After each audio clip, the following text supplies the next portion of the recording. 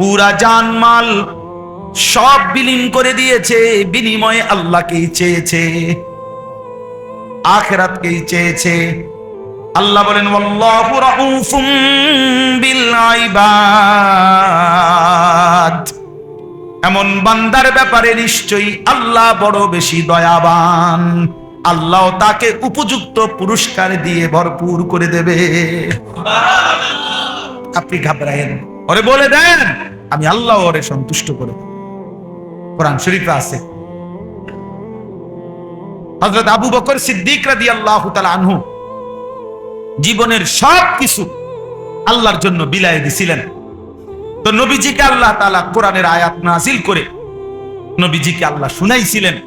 লম্বা সূরার মধ্যে আছে লাস্টে ওয়ালা সাউফা ইয়ারদা, আল্লাহ নবীজিকে বলছে বন্ধু আপনার সাহাবী আবু বকরকে বইলেন আপনি তারে খুশি করার দরকার নাই, আমি আল্লাহ নিজে হাসরের ময়দানে আপনার আবু বকরকে আমি খুশি করে দেব। ওয়ালা সাউফা ইয়ারদা ওয়াল লাইলি ইযা ইয়াগশা, এই সূরার শেষে আমি তাকে খুশি করে দেব। তো আল্লাহ তাআলা এখানেও বললেন বন্ধু আমি বললাম আমার সন্তুষ্টির জন্য আপনার এই সাহাবী নিজের সব দিয়ে দিছে, তার পুরা জীবন বিক্রি করে দিছে, বিনিময়ে আমি আল্লাহকে গ্রহণ করছি। এজন্য দোস্ত, এজন্য প্রিয় ভাই, আমি কিংবা তুমি, জওয়ান কিংবা বুড়ো, আমাদের প্রত্যেকের জীবন মূলত আল্লাহর জন্য, আখিরাতের জন্য। আমরা যদি আল্লাহকেই না পেলাম, নামাজই না পেলাম, এই কপাল যদি সেজদাই না দিল, আল্লাহকেই না চিনল, তো ওই কপাল মন্দ কপাল, লানত ওই কপালের উপরে, থুতু মারি ওই কপালের উপরে। ছেলেরা মনে রাখিস বেটা, তোদের ওই কপালে আমি থুতু মারি যে কপাল আল্লাহ সেজদা দেয় না, নাফরমান। তোর ওই কপালে থু থু, তোর কপালে থুতু মারি, থুতু মারলাম তোর ওই কপালে। তুই ভাত খাস, খা বেটা, শুধু ঘুম যাস, পেশাব পায়খানা করস, রাস্তার জানোয়ারের দিকেও তাকাইস, ওই জানোয়ারও খায় আর ঘুমায়, পেশাব পায়খানা। যা বেটা ভাতে খাবে, অসুবিধা নেই, খা বেটা। আর কি, এই তো দুনিয়া, এই তো দুনিয়া। আল্লাহকেই ভুললা গেলা, সেজদাকেই ভুলে গেলা, নামাজকেই ভুলে গেলা, মালিককেই ভুলে গেলা। জীবনে চিনলা কি আর শিখলা কি, বুঝলাই কি? এই আকল, এই দেমাগ, এই চোখ, এই কান, এই দিল, এটা দিয়ে আর মানুষের লাভ কি? যে দিল আল্লাহ চেনে না, যে কান আল্লাহর কথা শুনে না, যে কপাল আল্লাহকে সেজদা দেয় না, যে চোখ আল্লাহর কুদরত দেখে না, খোদার কসম এই কোরআন আল্লাহ তাকে বলছে উলাইকা কাল আনআম, ওইটা জানোয়ার, জানোয়ার, জানোয়ার, জানোয়ার, জানোয়ার। আল্লাহ বলে যদি কোনো কথা কয় তো তারে কবি বালহুম আদাল, না না তুই জানোয়ারের চাইতে নিকৃষ্ট। যদি গাড় ফাঁক দেয় তো কবি হ তুই জানোয়ার, তুই খারাপ। কোরআন শরীফ দেখো, আল্লাহ বলছে লাহুম কুলুবুন লা ইয়াফকাহুন, দিল আছে বুঝে না, চোখ আছে দেখে না, কান আছে শোনে না, সে জানোয়ার।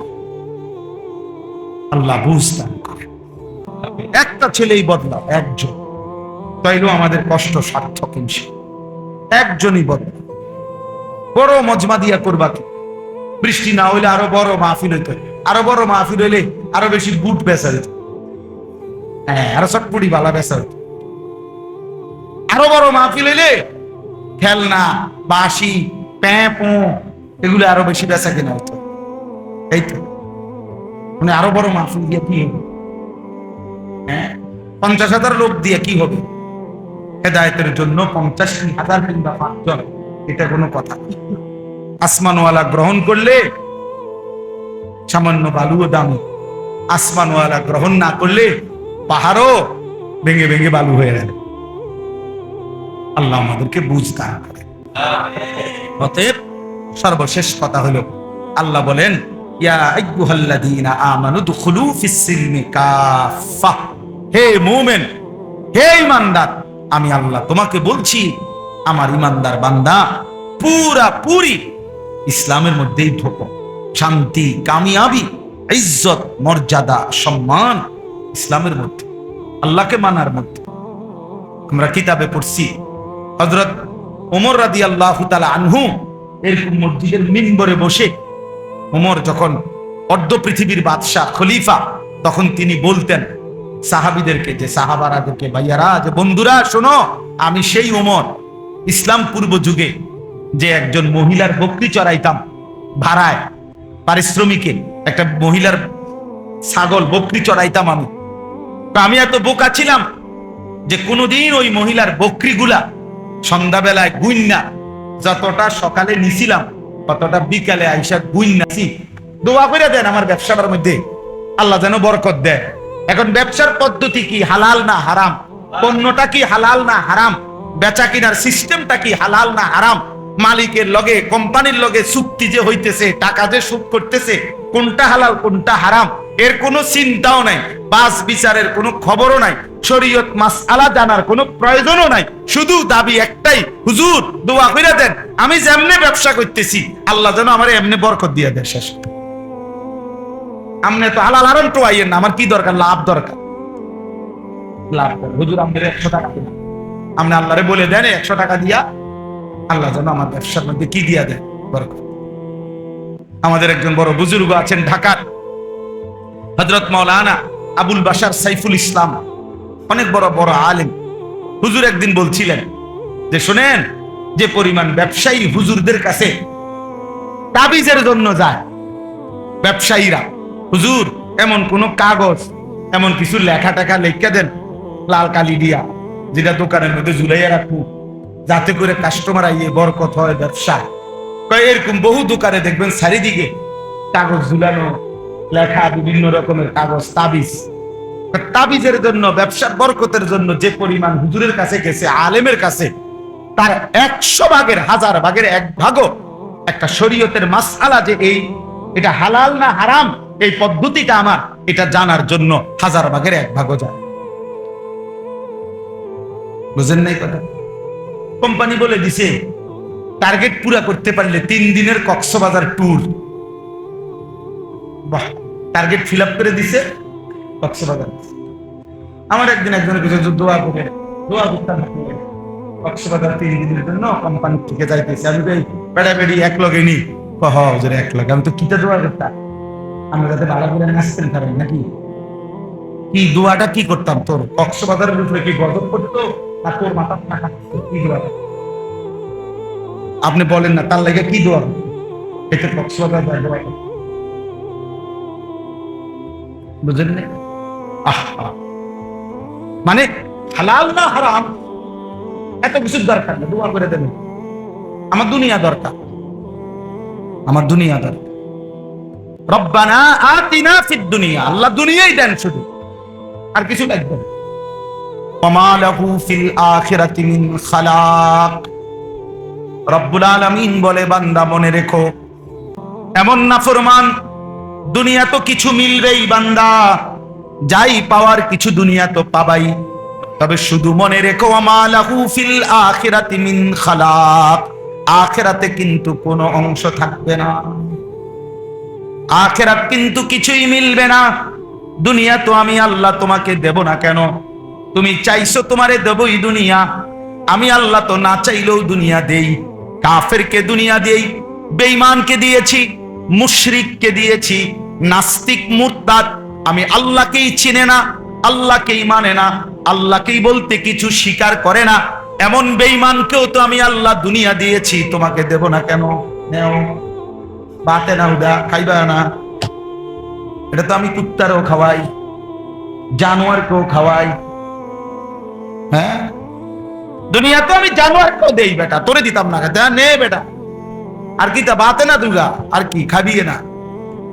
বিল্ডিং, আরে বিল্ডিং তো ইউরোপ আমেরিকার মধ্যে কুকুর শুকর ওরা যেখানে ফার্মে পালে, কুত্তা শুকর ওইগুলোও তো বিল্ডিং এ থাকে, এসি রুমে থাকে। কি এটা হইছেটা কি বেটা? এসি গাড়ি, এটা তো জানোয়ারও চলে ইউরোপের মধ্যে। আমার একজন পরিচিত আমারে বলছে জাপানে থাকে যে হুজুর আপনার এইসব প্রাইভেট কারে আমরা জাপানে ছাগল টানে, ছাগল টানে ছাগল। আমি যদি বলি ভাই সব বক্তা জানেন তো প্রাইভেট কারে আসছি, ছোটখাটো বক্তা মনে করেন না, আরেকটা কইব হুজুর প্রাইভেট কারে ছাগল টানে, বেটাগিরি কিতা মানে এটার মধ্যে কি বেটাগিরি বলেন না? এটা তো জানোয়ারও চলে। এই জন্য দোস্ত, দুনিয়া মিলে যাওয়া, দুনিয়ায় ভালো থাকা তেমন কিছুই না, তেমন কিছুই না। বরং মূল বিষয় হলো আল্লাহকে প্রাধান্য দেওয়া, আখিরাতকে প্রাধান্য দেওয়া। প্রয়োজনে পুরা দুনিয়া ছেড়ে দিলাম, প্রয়োজনে সব ছেড়ে দিলাম, আল্লাহকে নিলাম, আল্লাহ সন্তুষ্টি চাইলাম, আখিরাত চাইলাম। খোদার কসম নবী বলছে ওই ব্যক্তি লাভের ব্যবসা করছে যে দুনিয়া ছেড়ে দিছে, আল্লাহকে গ্রহণ করছে। এই চলেন এবার এই তর্জমা শুনেন, তাইলে কথা শেষ। এখানে যে আয়াত আমি পড়ছি সূরা বাকারার, কোরআনুল কারীমের 2 নম্বর সূরা, 2 নম্বর পারা, সূরা বাকারা। এই সূরার 207, 208 এই 2টা আয়াত পড়ছি। এবারে শেষ তর্জমাটা শুনেন, অল্প একটু কথা। রাসূলুল্লাহ সাল্লাল্লাহু আলাইহি সাল্লামের একজন সাহাবী সুহাইব, ওনার নাম ছিল সুহাইব রুমি, মানে রোম দেশের মানুষ ছিলেন উনি। তো উনি ইসলাম পূর্ব যুগেই মক্কায় এসে বসবাস করছিলেন এবং মক্কায় এসে ব্যবসা করতেন। ব্যবসা করতে করতে একটা পর্যায়ে উনি মক্কার একজন বিশিষ্ট ব্যবসায়ী, ধনাঢ্য ব্যবসায়ী হয়েছিলেন। সুহাইব রুমি ওনার নাম। তো রাসূলুল্লাহ সাল্লাল্লাহু আলাইহি ওয়াসাল্লামের হাতে এক পর্যায়ে উনি কালেমা গ্রহণ করছেন। নবীজি সাল্লাল্লাহু আলাইহি সাল্লাম যখন মক্কা থেকে হিজরত করে মদিনায় গেছেন, তো আরো অন্যান্য সাহাবীরাও ধীরে ধীরে আগে পিছে, কেউ আগে কেউ পরে, ওনারাও ধীরে ধীরে মদিনায় হিজরত করে করে রাসূলুল্লাহ সাল্লাল্লাহু আলাইহি সাল্লামের কাছে চলে গেছেন। তো নবীজি সাল্লাল্লাহু আলাইহি সাল্লাম যাওয়ার পরে কিছুদিন পরে যারা গেছে নবীজির কাছে মদিনায় মক্কা ছেড়ে, এর মধ্যে উনি একজন, এই সুহাইব রুমি, অর্থাৎ উনিও হিজরত করে মদিনায় গেছেন নবীজির হিজরতের পরে, মানে নবীজি তখন চলে গেছে মদিনায়, এর পরে গেছে। তো যেদিন উনি মক্কা থেকে হিজরত করে গোপনে মদিনার উদ্দেশ্যে রওনা দিছে, ওই দিন কিছু দূর যাওয়ার পরে মক্কার কুরাইশরা খবর পাইয়া ওনারে ঘেরাও দিয়ে ধরে ফেলছে, আটকাইয়া ফেলছে আর কি, যাইতে দিবে না মদিনায়। তখন তাফসীরের মধ্যে আছে, আমি এই আয়াতের জন্য কইতেছি আর কি কথা।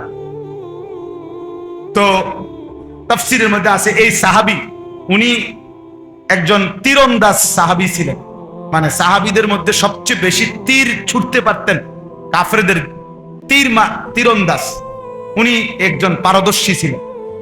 তো ওনার কাঁধের মধ্যে যেই ধনুক তীর ছিল, উনি কাফের কুরাইশদেরকে দেখাইয়া বলছে, দেখো তোমরা সবাই জানো আমি মক্কার সেরা তীরন্দাজদের একজন, কাজেই ইচ্ছা করলেই তোমরা আমার কাছে এখন আসতে পারবা না। আমি যতক্ষণ পর্যন্ত আমার কাছে তীর আছে অতক্ষণ আমি একজন একজন করে গাইতালাম, হ্যাঁ, কাজে আমার কাছে আসতে পারতাম। এরপরে যদি আমার তীর শেষ হয়ে যায়, এরপরে আমার কোমরে তরবারি আছে, এই দেখো আমি তরবারি চালনা তো অভিজ্ঞ, তোমরা জানো। এরপরে আমি তরবারি দিয়ে তোমাদের সাথে যুদ্ধ করব, সেখানেও তোমাদের বহু লোক হতাহত হবে, হ্যাঁ। এরপরে যদি তোমরা আমারে ধরতে পারো, কাজেই এত অল্পতেই আমারে তোমরা ধরতে পারবা না, আটকাইতে পারতা না, তোমাদের অনেক ক্ষতি হবে। কিন্তু এই কথাটা শুনে, কিন্তু আমি তোমাদের কাছে একটা প্রস্তাব দিচ্ছি, আমি জানি তোমরা আমারে কেন আটকাইছো, অন্য অনেকেই চলে গেছে তারে আটকাও নাই, আমারে আটকাইছো তোমরা, আমি জানি, কারণ তোমরা জানো যে আমি মক্কার ধনাঢ্য ব্যক্তিদের একজন, আমার কাছে অনেক সম্পদ আছে, স্বর্ণরৌপ্য আছে, এটা তোমরা জানো, আমি জানি, এই জন্য তোমরা আমারে আটকাইছো। আমি জানি তোমাদের মূল লোভ সম্পদের প্রতি। অতএব আমার যত সম্পত্তি আছে, যেখানে যেখানে আমি রেখে আসছিলাম, এখন আমি সব বলে দিচ্ছি, তোমরা সব কিছু নিয়ে নাও। বিনিময়ে শুধু আমারে একা আমার আকা, আমি যার জন্য যাচ্ছি, আমার সেই প্রিয় বন্ধু আমার রাসূলের কাছে যাইতে দেয়। আমারে বাধা দিও, আমার কাছে, আমার নবীর কাছে আমারে যাইতে দেয়। আমি কিচ্ছু নেব না, সব দিয়ে দিলাম, সব জানাই দেবো তোমার, তোমরা আমারে ছেড়ে দাও। স্বাভাবিকভাবে আমারে ধরতে না, তোমরা হতাহত হইবা, এটাও করো না, আর সম্পদও আমি নেব না। তাফসীরের মধ্যে আছে, মক্কার কুরাইশরা বলছে, তুমি এই ঘোড়া যেটা নিয়ে রওনা দিছো এটাও দিয়া লাইতে হবে, শুধু গায়ের পোশাক ছাড়া আর কিছু নিতে পারবা না। উনি বলছে ঠিক আছে, আমি শুধু আমার গায়ের পোশাক নিয়েই রওনা দিলাম, আর সব সম্পত্তির কথা একবারে দাগে দাগে বলে দিলাম, তোমরা সব নিয়ে নাও, আমি আমার এই এক কাপড়েই আমার রাসূলের কাছে আমি যাইতে চাই, তবু আমারে বাধা দিয়ে। মক্কার বেঈমান কুরাইশরা সমস্ত সম্পত্তি নিয়ে ওনারে ছেড়ে দিছে। উনি একা এক কাপড়ে এই লম্বা পথ, দীর্ঘ পথ সফর করে আল্লাহ নবী সাল্লাল্লাহু আলাইহি ওয়াসাল্লামের কাছে মদিনায় পৌঁছা নবীজি সাল্লাল্লাহু আলাইহি সাল্লামের দরবারে বসে এই পুরা ঘটনা শুনেছে। ইয়া রাসূলুল্লাহ, আমি কেমনে আসছি শুনেন। আমারে তারা বাধা দিছিল, আমি তাদেরকে এই বলে আমার সারা জীবনের অর্জিত সমস্ত স্বর্ণ রৌপ্য গহনা সম্পদ সব দিয়া, এমনকি বাহনের ঘোড়াটা পর্যন্ত দিয়ে এই এক কাপড়ে, ইয়া রাসূলুল্লাহ আমি আপনার কাছে এসেছি। খোদার কসম, তাফসীরে আছে আল্লাহর নবী তখন চিৎকার দিয়ে আওয়াজ করে খুশিতে আল্লাহর নবী বলছে, রাবিহাল বাই, রাবিহাল বাই, সুহাইব তোমার ব্যবসা বড় লাভবান হয়েছে, তোমার ব্যবসা বড় লাভবান হয়েছে। ব্যবসা রাবিহা, লাভ হয়েছে, লাভ হয়েছে। সামান্য দুনিয়া ছেড়ে দিছ, আল্লাহর ভালোবাসায়, আল্লাহর সন্তুষ্টির জন্য, রাসূলের সন্তুষ্টির জন্য সব কোরবানি করেছ, তুমি লাভবান। তখন ঠিক ওই সময় আল্লাহ তাআলা জিবরাইলকে পাঠিয়ে এই সাহাবীর প্রশংসায় কোরআন কারীমের এই আয়াত নাযিল করেছেন। ওয়া মিনান নাসি মান ইয়াশরি নাফসাহু, আল্লাহ বলে বন্ধু আপনার সাহাবীদের মধ্যে কিছু সাহাবী এমন যারা তাদের পুরা জীবনটাকে বিক্রি করে ফেলেছে ইবতিগা মারদাতিল্লাহ, আল্লাহ রাব্বুল আলামিনের সন্তুষ্টির তালাশে, রব্বুল আলামিনের সন্তুষ্টির তালাশে পুরা জীবন দিয়ে দিছে।